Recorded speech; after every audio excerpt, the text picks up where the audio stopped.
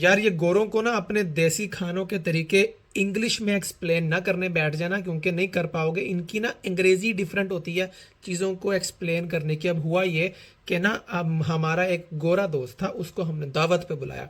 Basically हम उसको एक इंडियन रेस्टोरेंट में ले गए।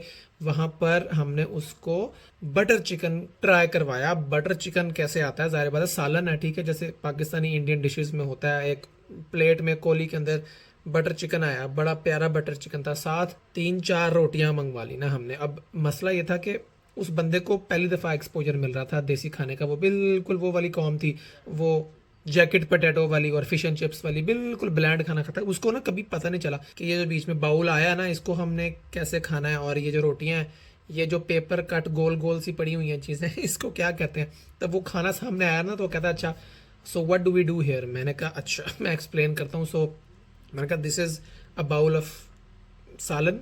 सालन मतलब कहता करी। मैंने कहा हाँ करी। ये ना गोरे सारे करी कहते हैं सालन को ना, जो भी कड़ी हो। हालांकि कड़ी पकोड़े वाली होती है, वो वाली नहीं होती। हर सालन को ही कड़ी कही जाते हैं। ये CURRY ना, ये डबल आर को अड़े करके नहीं पढ़ना, इसको रे ही पढ़ना है, कड़ी। तो मैंने कहा ये करी का बाउल है, this is the bowl for curry, and this is the bread. कहता है ब्रेड। अब ये लोग ना डबल रोटी को ब्रेड कहते हैं, बड़ी बड़ी ब्रेड जो होती हैं, ठीक है। इनको नान का पता है, लेकिन वो चपाती थी ये जो मैंने मंगवाई थी ना।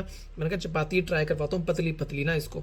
तो उसने इसको ऐसे उठाया रोटी को ना, कहता है अच्छा this this round thing is bread. मैंने कहा हाँ। कहता what is oil on it, why is there oil on it. मैंने कहा ये घी चोपड़ा हुआ है भजन, ये ना थोड़ा सा हमारा मतलब अच्छा करने के लिए, रोटी को थोड़ा ब्यूटीफाई करने के लिए, उसको मजीद टेंटलाइजिंग और सिजलिंग हॉट बनाने के लिए ना आप घी लगाते हो। जैसे बॉडी बिल्डर नहीं होते, मतलब वो जब कंपटीशन लड़ने जाते हैं स्टेज के ऊपर, तो अपनी चूजे जैसी बॉडी के ऊपर ऐसे तेल लगाते हैं तो शाइन करते हैं। ऐसे ही हम रोटियों के ऊपर घी लगाते हैं ताकि वो शाइन करें और अट्रैक्टिव बने और लोग डुलें उनके ऊपर, रालें टपके लोगों की। कहता अच्छा okay okay, so this is to make the bread attractive to the eater. मैंने कहा यस। तो कहता अच्छा इसको अब खाना कैसे है, इसको मैं चम्मच से खाऊं कड़ी को और ब्रेड ऊपर से खा लूं, या मैं कड़ी को ब्रेड के ऊपर डाल दूं। मैंने कहा नहीं भाई, मैं तुम्हें समझाता हूँ। You have to you know take a burki, मतलब a part of the bread, you take a small piece, you tear the bread apart, like you tear the check, but tear it in a somewhat circular manner, and it's called a burki in Urdu या नवाला। नवाला भी उर्दू या पंजाबी में कहते हैं। तो you have to pick it with one of your hands, and then you have to dip that loaf of bread in the curry। ठीक है, ਹੁਣ ਕਰੀ ਦੇ ਵਿੱਚ ਪਾ ਕੇ ਹੁਣ ਤੂੰ ਨਾ ਹੁਣ ਹਿਲਾ ਇਹਨੂੰ, ਮਤਲਬ you mix the bread in the curry with your hand. कहता है your fingers are also getting dirty. मैंने कहा you have to get your fingers dirty, you have to get your hands dirty if you really want to achieve something in life.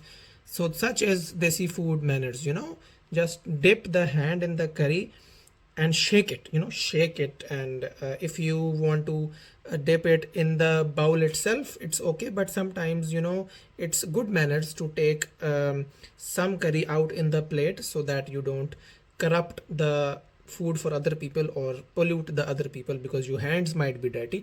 so अपनी plate च पा अलहदा करके ना, अच्छे manners होंगे ने, मैं उन्हें दसिया। कहता अच्छा अपनी प्लेट पे उसने डाला, तो कहता अब तो ये बाउल भी नहीं बना, तो सीधी बन गई है, अब मैं इसको खाऊंगा कैसे।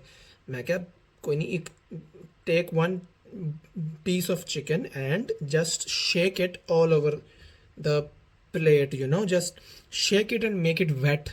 all your bread should be wet, it should be drenched in the curry itself, and so that your nails and your fingers are also wet, and then when you think it is wet enough, you put it in your mouth।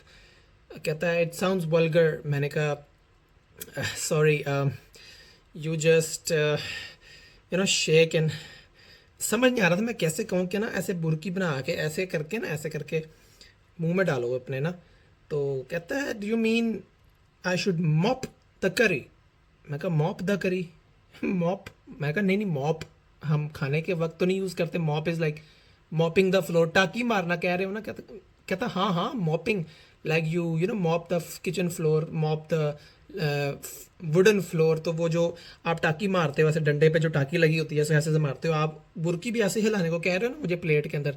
So basically, I'm mopping the plate. Like, no, mopping the plate is not really a culinary terminology. It's usually used for cleaning the house or cleaning the dishes. You mop the dishes or dry the dishes. But अगर तेनू इंज समझ आ रहा तो फिर इंज कर ला भाई, बस तू मॉप कर, तू ना मॉप कर ले और फिर खा ले। उसके बाद इतना ऑकवर्ड हुआ, अब वो ना कह रहा okay I am gonna mop the plate अब वो मॉप कर रहा है अपनी तरफ से, और मेरे जहन में आ रहा है कि यार मॉप, सारी ज़िंदगी मैंने मॉप यूज़ किया है टाकिया मारने के लिए और पोछा मारने के लिए, अब हम इनके सामने प्लेटों को मॉप करना कहेंगे? यार ये वक्त आ गया है। इसलिए मैंने बताना था कि अंग्रेज़ों के सामने ना, अव्वल तो अंग्रेज़ों के दोस्त ना बनाया, अगर दोस्त बनाए तो फिर कभी कभी उनको देसी फूड ट्राई करवाना पड़ जाता है। अगर करवाएं तो फिर पहले से इतनी की इंग्लिश आप ना सीख लें कि उनको कम से कम अपने तौर तरीके अंग्रेज़ी में समझा सकें, वरना आपको फिर वो पोचे वाली टर्मिनोलॉजी और टाकी वाली टर्मिनोलॉजी अपनी रोटी और सालन के लिए यूज़ करनी पड़ेगी। अगर ये सब कुछ कर सकते हो तो फिर इधर आना, वरना इधर ना आना यार।